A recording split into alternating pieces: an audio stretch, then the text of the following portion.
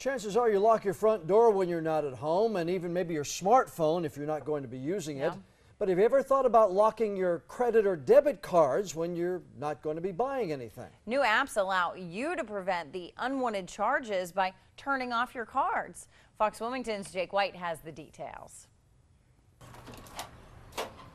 When a flyer from his bank arrived in Scott Kilmer's mailbox advertising a new app that would lock his debit card with a quick tap and swipe, he signed up immediately. That was really the feature that stood out to me most, where I could say, it's time for me to turn this off and just know that I have the peace of mind that no one can get to this account but me. The app Scott has is one of several that banks are offering, designed to let customers prevent unauthorized charges. So here's how it works. Open the app and toggle this button to activation, and the debit card is on. Transactions are now approved. But toggle that activation switch the other way and try to buy something. Your card will be declined. We're all familiar with the bank systems that identify suspicious activity, but this is one that actually stops the fraud before the transaction occurs. Rob Gaynor of Malazai Software, the maker of the app that Scott uses, predicts technology will be the next big thing in banking and says right now more than 80 smaller banks and credit unions are offering their app for debit cards.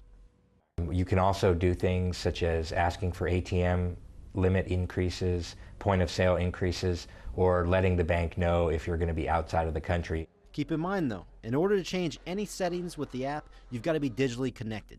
If you lose your phone or your battery dies when your card is locked, you could be looking for a plan B to get your money or make a purchase. Nessa Fettis of the American Bankers Association says these applications could be beneficial to customers and to banks. But when it comes to security, nothing is foolproof. Any system can be compromised.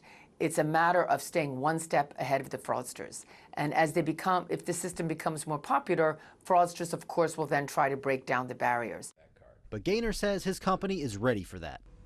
Mobile banking is secured in multiple layers, from things such as embedding certificates in the device and on the phone and verifying those certificates as a consumer logs in, to checking if a device has been jailbroken, if malware has been installed on the Android phone. Scott trusts the app he uses and hopes it will keep the crooks locked out of his account. I know exactly where my money is being spent, and better where it's not being spent. The American Bankers Association recommends you still keep a good eye on your account even if your card is locked most of the time. And though fraudulent transactions can be a pain to dispute, they point out customers are not on the hook for them financially. Reporting in the studio for Fox Wilmington, I'm Jake White.